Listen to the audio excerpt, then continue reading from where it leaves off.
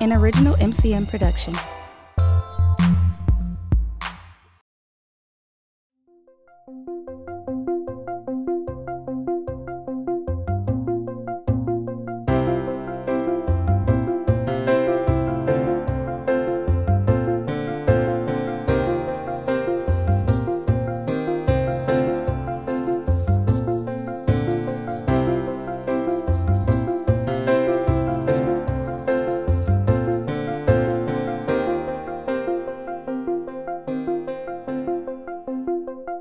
So now, doing double duty on today, Chris Jacobs, shareholder at Davis & Kilthau, and, ex-president here, will introduce our speaker. Chris? Thank you, President Dan. It's a privilege for me to introduce a friend and colleague to you today as your speaker. Kevin Shafer is here today to talk to us about what he does at the Milwaukee Metropolitan Sewerage District. And it's very important to understand that what Kevin does there is above and beyond the call of duty for what had otherwise been a very bureaucratic organization going back to its roots back in the 1920s, when we had the first and most active sewage treatment system in the country. As we all know, the MMSD became a bit of a political football through the 1990s. I had the great privilege of being on the other side of what was called sewer wars at the time. And there was this sort of ray of light that came to the MMSD in my eyes as someone who was on the outside in about 1998, and that was the arrival of Kevin Shafer as the technical director. Technical director was number 2 over there. Kevin was an engineer. He had been with the U.S. Army Corps of Engineers. He'd been in private practice. He has both an undergraduate engineering degree from the University of Illinois and a graduate degree from the University of Texas. The point is that he knew his stuff. He also turned out to be the most level-headed person we've had in this position for a long time. So when Kevin became the executive director of the MMSD in 2002, we knew that this organization was going to be well-run for a long time, and his University of Illinois education notwithstanding. And by the way, he is smiling today because he thinks that Lovie Smith is the next coming of Newt Rockne to the Illinois football program. At any rate, he does get the last laugh in basketball often. But at any rate, Kevin has brought an approach to the MMSD that is universal in the sense that he is addressing surface waters throughout the region. He's run the Green Seams program. He's working on non-point source pollution. He's working on stormwater issues, and yet he's still focusing on making Milorganite and preventing overflows as best he can. Despite a lot of criticism that he and his organization receive from talk show hosts, the MMSD is the best thing that ever happened to surface water in metropolitan Milwaukee and in the southern regions of Lake Michigan. Make no bones about that, because if they weren't there, think about what the consequences would be and how much worse it would be. I won't ramble any further except to say that I'm proud to introduce my friend and longtime colleague, Kevin Shafer.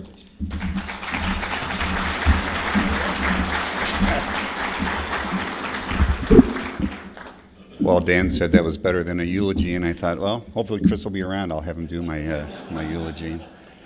Thank you for having me here today. Before I talk about MMSD, I want to talk about an organization that you helped found, which is the River Revitalization Foundation. So I know we have folks that are on the board here or staff, so would you please stand up if you're on the board or staff? Woo-hoo.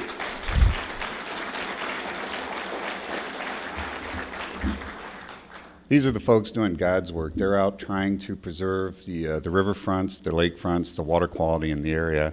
And as you're walking out today, if you'll pick up this little bookmark that's on the table, they're up for one of the Mandy Awards this year. And if they get enough votes, they get $1,000. You don't even have to write a check. You just have to go on the website and vote. So vote for Turtle Park, RRF, and hopefully they'll see that and then continue doing their great work. So what I've got today to talk about is a PowerPoint that we do once a year to talk about our impact on the community. And a lot of times it's talking about overflows, talking about other things. But this one, I think, is a little different, and we'll just try to go through that. So this is our 2015 year in review. This is the bell ringer. Everyone, as Chris said, everyone hears and talks about overflows, but you only hear about the overflow. You don't hear about all the other times when we don't have overflows. Prior to the deep tunnel coming online, which was in August 8th, 1993, we had about 50 to 60 overflows per year. Yeah, we just eat lunch and we're talking about sewage. Great stuff. We had 50 to 60 of these a year, so we built the deep tunnel. I know there was a lot of controversy about that, but we were so fortunate to have that system in place today.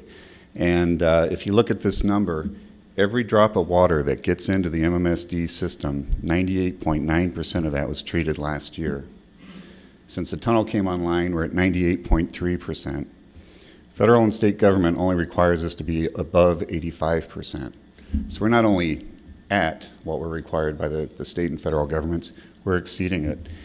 And as Chris alluded to, I don't know of another utility in the country that has a number as good as that. So you should all be proud of it. I know you see those bills once a year and you're like, oh, you know, we're paying for sewage. But you are, and you're paying for the environment as well. So that's kind of the bell ringer. I should just stop there. That's the story. But I won't. We also have a huge impact on the economy that people don't realize. So Milwaukee 7 came out with this report right around Christmas time, and they said that annually we impact the environment in a positive way at about $218 million. This is employing people here to work. We have our own skimmer, the Leonard skimmer, which I'll talk about in a little bit. People working here, people doing construction, doing operation, a lot of folks working at MMSD. How many people know someone at MMSD besides me, or have a daughter that works there?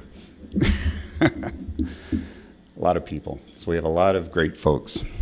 And that's really the strength of MMSD, is all the people that work there. What a great picture. Sunset over a sewage plant. It's just amazing. That's the Jones Island Water Reclamation Facility, taken at night. Beautiful picture. And we spent about $22.5 million there last year. So just keeping the existing system up and running, close to $23 million every year. And that number will go up because everything gets old. Just over $9 million spent on sewers. So even though we're almost completely built out, we're still building new sewers, trying to collect water, convey it to the plants, treat it so that we can keep that 98.3 number and actually go higher with capture and clean. And then you may have seen a lot of this in your communities. So after the July 22nd, 23rd, 2010 storms, we started a program called Basement Connection, where we are giving money to the municipalities to go onto private property to work on the lateral, that pipe that goes from your house to the street, or if you live in a home that was built prior to 1954, trying to put in a sump pump to get water out of the system. Because if you don't have a sump pump in your basement, how many people don't have a sump pump in your basement? Where does the water go that comes off your roof? It goes down along the basement walls. There's a foundation drain. You can see that pipe around that. A foundation drain around that basement, and that water is draining right into the sanitary sewer system. So we're taking cleaner groundwater and treating that. So we're all paying for that. Plus, it's a lot of water when it rains. So we're installing foundation drains. We're fixing laterals, and we're investigating property. Has anyone had their property worked on by their community? Not yet. Eventually, oh, one, I'm sorry. Eventually, all your hands will come up.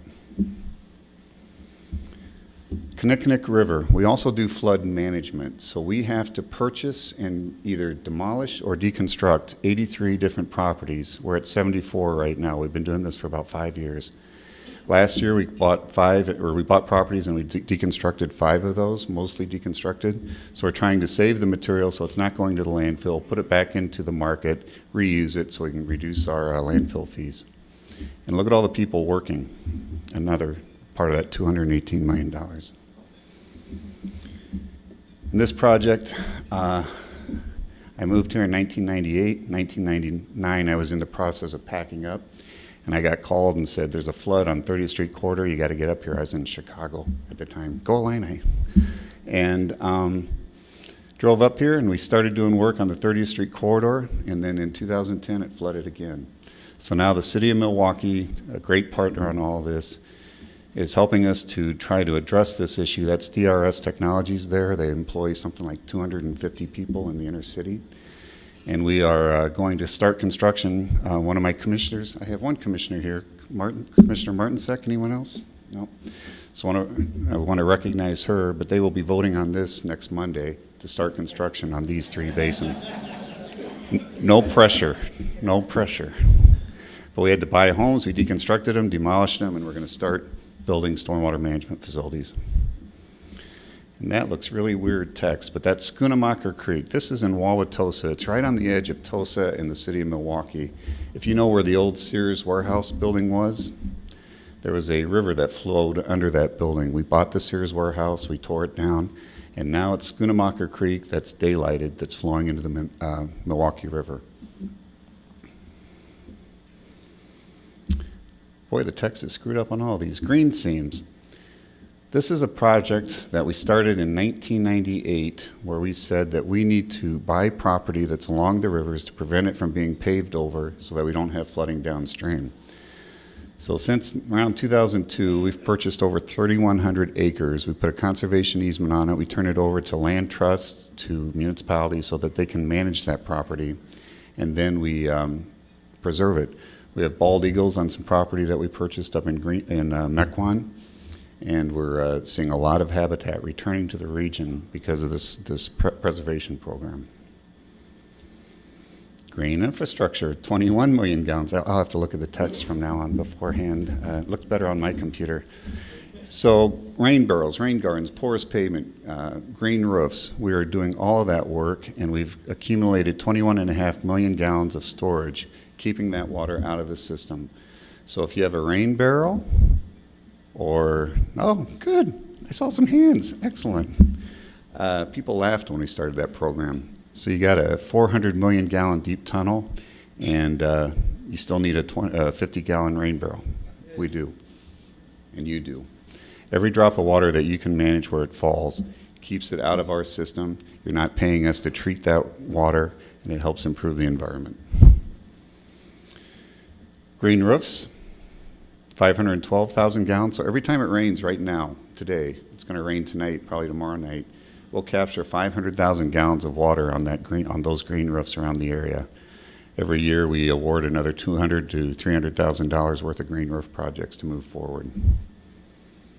Rain barrels. Those folks with rain barrels, we have over 1 million gallons of rain barrels in place right now, over 22,000 of them. In West Dallas, if you lived in West Dallas, so we give communities money back for green infrastructure as well. And last year they did a program called the Green Summer, West Dallas Green Summer, where they had programs to sell rain barrels, paint rain barrels, plant rain gardens, do downspout disconnection, all the different work that we're talking about as a community effort. And just a great time. I think everyone had a lot of fun doing it. And if you happen to be home last Sunday at 1 o'clock, the Plumbers Union came to us and said, we need to do some videos on the work that you're doing. So we created this video. It's been on many times, but it was on just this last weekend. And over 100,000 people have watched this show about what they can do on their property. Managing that drop of water where it falls really is a key learning tool that we all need to have. So when you're sitting at home when it's raining, look out on your yard and say, where's that water going that's hitting my roof? What's happening to the water that goes on my driveway, my sidewalk? Just try to think about what you can do to manage that on your property. And we did a children's education show as well. This young man was actually the lead on Lion King 2 years ago in New York. So quite a phenomenal person. I just was amazed by him. I should have been doing the interview of him instead of him interviewing me. But they really went through the process of treating wastewater and how we need to improve that process moving forward. We do a lot on YouTube, Facebook, tweet. I don't, but a lot of people tweet. And a lot of people are watching the different things we're putting up. Here's the Leonard skimmer. So if you see the boat going around in the summer, it's our skimmer boat. And we did a naming competition. And someone said, let's name it the Leonard Skimmer. So if you know those songs, Actually, right after we did that naming competition, the band came here, and so we got to take the boat down, and they got the little tour of the boat, and it was pretty cool. But we collected 64 of those containers last year of trash, trees, tires, everything, keeping it out of the lake so that our drinking water is cleaner and our lakefront's cleaner. If you have turpentine paint in your basement and you think, I'll just pour it down the floor drain, don't do that, because what that does is it gets into the system and it kills the biology downstream at the treatment plants. So we have a program called the Household Hazardous Waste Program where we ask you to bring that material to us, and just phenomenal. People sit in lines on a Saturday to drop off their paint and other items. And here's another one. So last September, everyone's heard of Doors Open Milwaukee? So the last 4 years, we've been one of the sites for Doors Open Milwaukee. Year one, we had 900 people come to Jones Island Wastewater Plant on a Saturday to tour a wastewater plant. 3 years ago, 1,100. 2 years ago, 1,700. Last year, 2,100 people came and toured Jones Island. Has anyone done that? Yeah? Hats off. Oh, great, my phone's ringing. Hats off to you spending a Saturday coming to a wastewater plant. That's just amazing. But we had the chalk artist who created the Doors Open Milwaukee chalk art that you see, and really a lot of energy, just buses going back and forth carrying people through the plant. Everyone knows what Milwaukee organic nitrogen is. It's a biosolid fertilizer we've been producing since 1926. It's got its 90th birthday. In 2 weeks, we have the Odors Conference here, which is a national conference on wastewater odors. And in April, and that'll bring about 300 people, in April we have the Biosolids Conference coming here nationally, and that brings about 900 people. They're coming to celebrate Milorganite's 90 years of operation.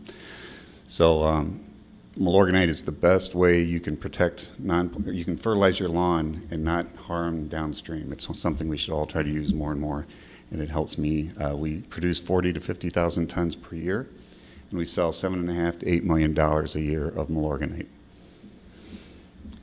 And how many people knew that we made beer out of the water that comes through our wastewater plant? How many people have drunk it? Oh, hey, that's right, Matt. I didn't think I'd have a hand up on that one. This is phenomenal. So you put water into your toilet, it comes down to the wastewater plant, we clean it, we discharge it to the lake. This young man on the bottom right came and took water out of our plant at the downstream end, distilled it, and now he makes beer in his basement. And at a very large conference, there's like 21,000 people that come together in a conference that was in Chicago this last September called WEFTEC. We took our beer down there and we had a smackdown against Portland, because Portland's making beer out of their effluent as well. You may think it's not so common, but there's 3 or 4 places around the country doing it. And it's phenomenal beer. And of course our beer was best because it's from Milwaukee. But as you can see, we had a taste test, we had people there, and the next day I was walking around and people were going, hey, it's the beer guy. So when I fail at this job, I'll become the beer man at Miller Park or something. But just think, everyone thinks that glass of water that you're drinking has never been drunk before. It has. It has. Either it's been in a dinosaur or it's been in someone else, but you're drinking water that's gone through this process before.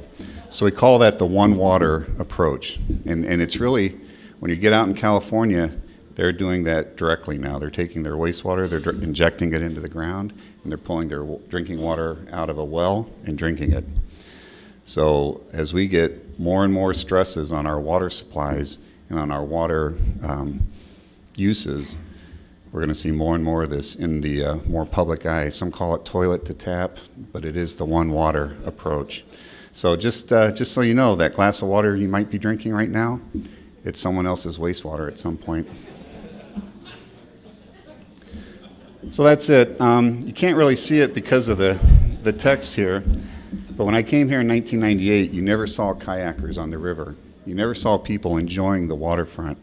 I had people tell me, how can you live in Milwaukee? It's such a dirty environment. And they were so wrong. So we all should be very proud of what you've done, And I guess if there's questions, I can take some questions now, but thank you very much.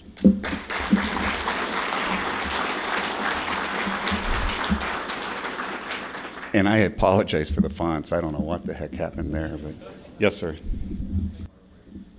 So the question, I was told to repeat the questions. The question was with the stories that are coming out of Flint, Michigan. You know, they've got a huge investment to try to fix that issue. And then your question was, you've heard there's $500,000 worth of work here in Milwaukee that needs to be done as well? 500 million. It's not million that I know of, 500 million.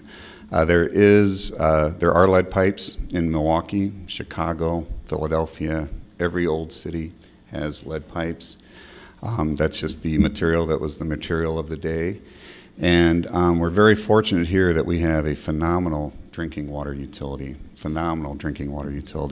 I don't know the exact price tag that you're talking about, but what we do with our drinking water is we pull water out of Lake Michigan. They actually add phosphorus to it to coat the inside of those pipes so that you don't have that leaching problem. What happened in Flint was they changed their drinking water supply. It was coming out of the lake, and then they took it from the Flint River, and they did not adjust their phosphorus treatment, and so that water was corrosive, and it started eating away the insides of that lead pipe, which then got in the water, and people were drinking it. Fortunately here, we've got a phenomenal drinking water utility. I know of nowhere else in the country that has as good a drinking water, and so I don't see, I mean, it needs to be replaced eventually, but I don't see a public health issue from it here in Milwaukee. Did that answer your question? Okay. Other questions over here? Yes, sir. It has been. So the question was, I think, was it Lou Gehrig's disease they were saying that was caused by malorganite and it had heavy metals in it, and that was causing problems for public health because it gets in the soil, then it comes up through the plants. We don't have that issue anymore. We have an industrial waste pretreatment program that we initiated so that before the water comes into the system, we remove a lot of those metals so they don't get into the biosolids, the malorganite, or into the effluent, the water that we make beer out of. So we've taken care of that issue. Yes, ma'am.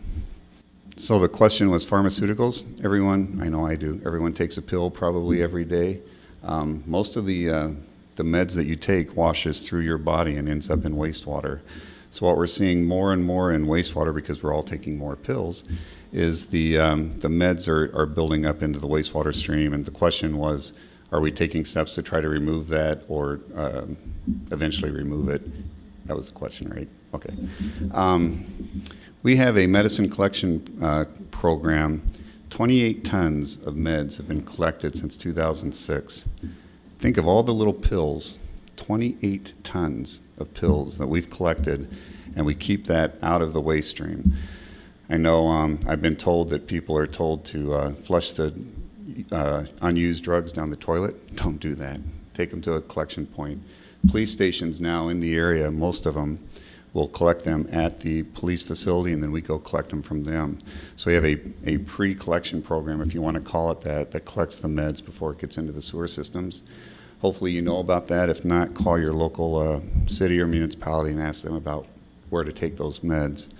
What we're working on now at the treatment plants, the actual treatment process that we use, some of the meds are removed, but there's so many different types of medicines that people are taking. Again, we're very fortunate. We've got the UW School of Freshwater Sciences here, and Dr. Rebecca Clapper is doing some work for us. She'd be a great speaker for this venue. And she's done some great work on looking at how we can improve removal of meds, pharmaceuticals in our waste stream. But these systems, Jones Island's been online since 1926. They weren't built to remove the meds that we're looking at now. And this is a national issue, so it's something we're all looking at. Commissioner? So the question was, in my tenure, have I seen a changing climate? Yes. Do I believe in climate change? Yes. If you lived in the two storms that were a week apart, July 15th, 2010, July 22nd, 2010, and you had water in your basement, you probably believe in it as well. So I believe in it, and we do have data from the National Weather Service and others that show since 2000 we're seeing shorter-lived, more intense storms. There's dropping more rainfall. So it's occurring over a shorter period, but we're getting more water coming down in that period. So that's why we have to do green infrastructure. That's the green roofs, the rain barrels, rain gardens, porous pavement, all of that, because a centralized system is always going to get overloaded. If you can manage all those drops of water out in the system on your private property or other places, that allows it to come into the system slower so that we can address that. It also helps us with heat island impacts and aesthetics and other things. So we're pushing green infrastructure not only for stormwater management, overflow reduction, but to address a changing climate. Great and yes.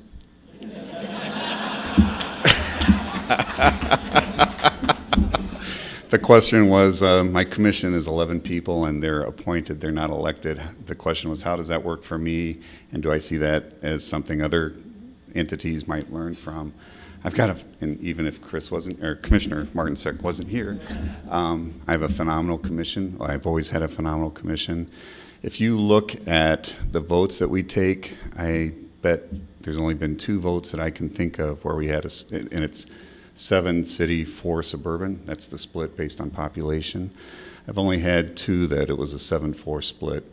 So the folks that come to the commission understand that their charge is protecting Lake Michigan, protecting our water supply, protecting the environment, and they take that to heart. So they do a really good job in asking questions ahead of time and at meetings so that they understand the issues up front. So I've great experience. So the first question, great. Second part, I think there are some commissions or boards that do not necessarily improve by being elected. I think there's areas where we can look at that having an appointed board makes sense. Even though my board's appointed, I think 7 or 8 of those have to be elected positions, so they're either aldermen or mayors or whatever. So I really like the makeup of the commission and look at everything it's done. And you know, our tax rate is one of the lowest in the country as well. Yes, ma'am. Yeah, so we don't have a real good use. So the question was, what do we do with the 28 tons of meds that with pharmaceuticals that we collect? There's not a great way to get rid of them yet, but what we do is we truck them down to East St. Louis, and there's an incinerator down there that's certified to burn them, and they incinerate them. Sir? Yes, sir. Sure. So the question is, what can you do as a private homeowner to help the system, help the MMSD system and the local system? 28 municipalities are part of my system, 1.1 million people. So your water goes from your pipes to your community's pipes to our pipes.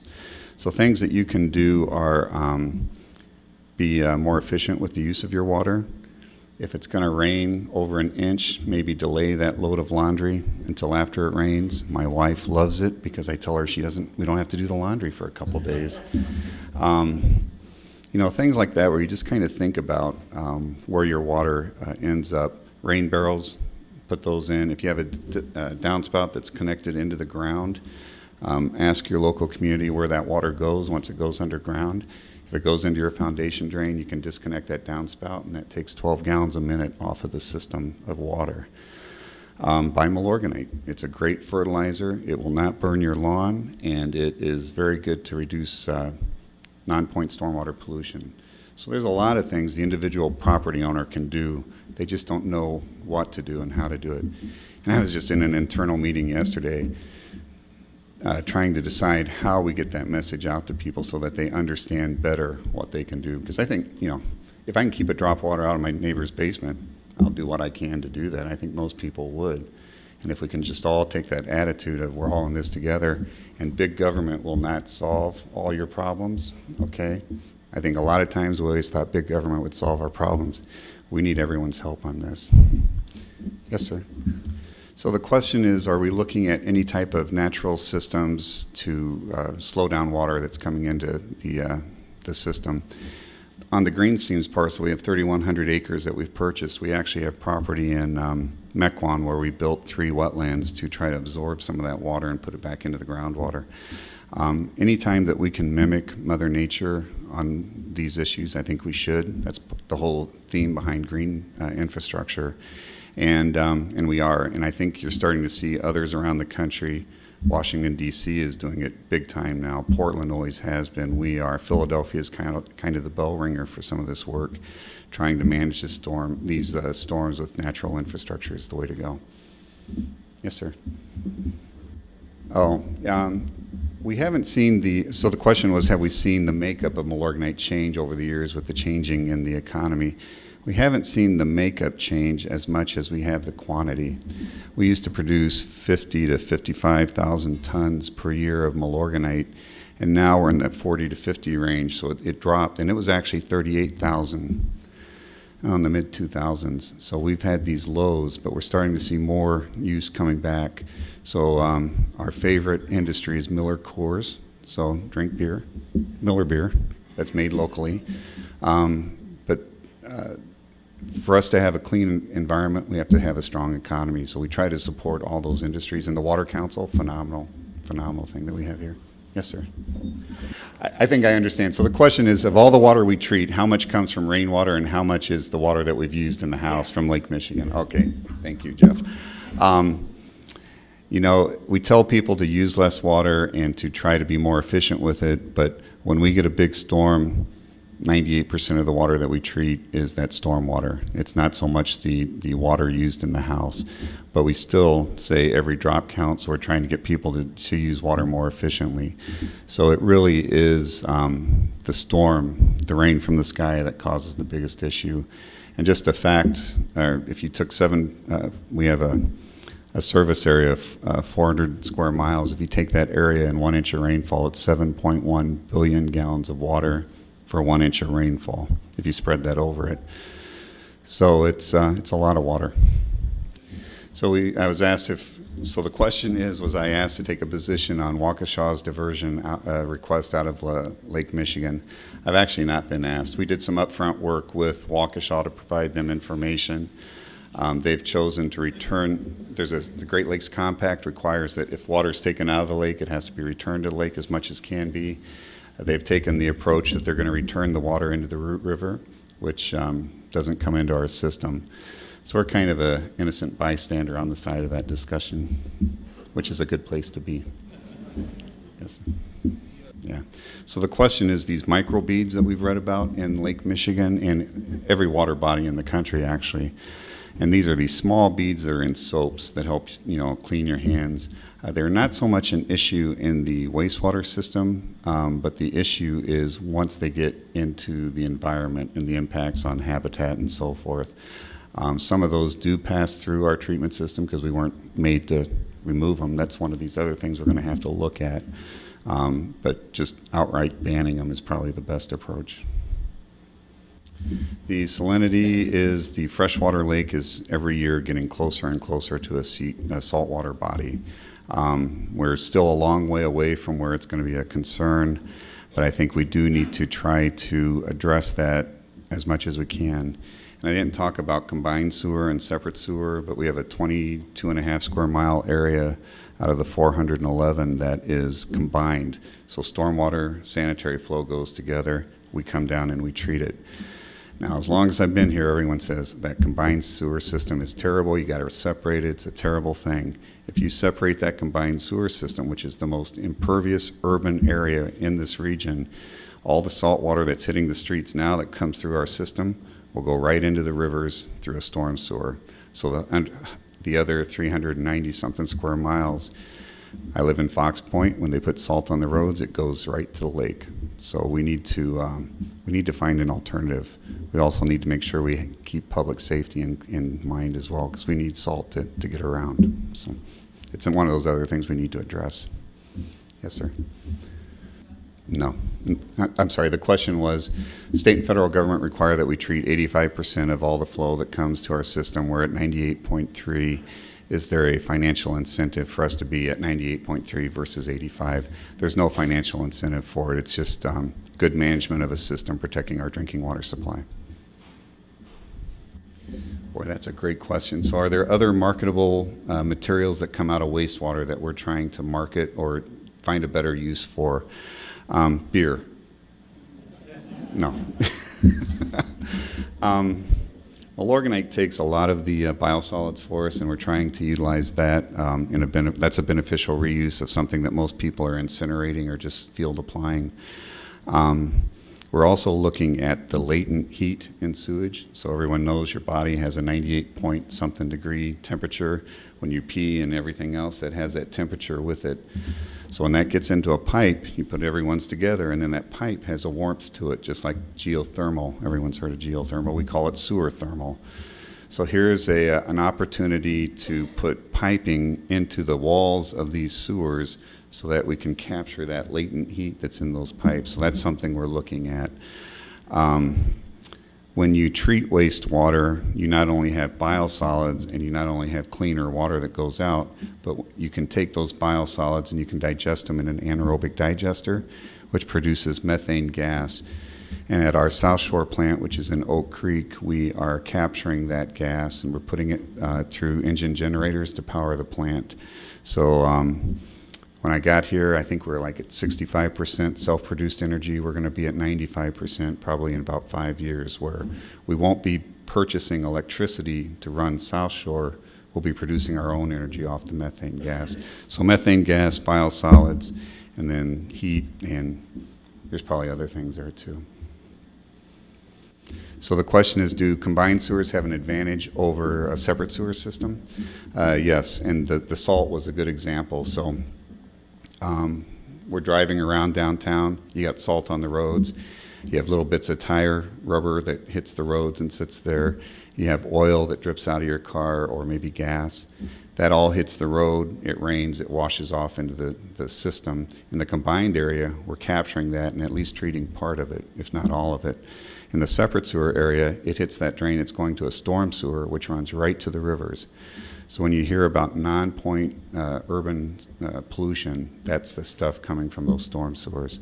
So that's why, again, if we can manage that drop of water where it falls, we can reduce that runoff as much as possible. So there's a huge advantage of the combined sewer system from a water quality standpoint.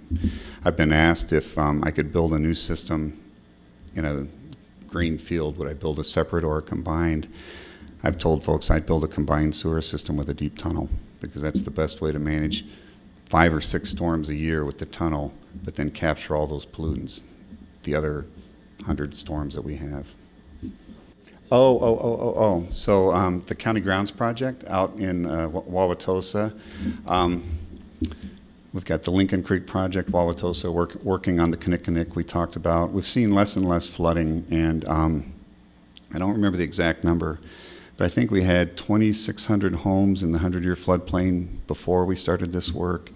And I think there's probably 200 or 300 left. So we're still working on the Kinnickinnick River and other watersheds. So we've made a huge step forward in managing that water. And the reason a sewer district does flood management is when the water gets out of the creek, goes into your basement, there's a floor drain in your basement, it's required by plumbing code to be connected to the sanitary sewer system. So in early cases, we had the Menominee River flowing into my system because it was coming through floor drains. So we've seen fewer homes in the floodplain, which puts less water into the system that we have to manage later. Wow, that was a lot of questions. Thank you.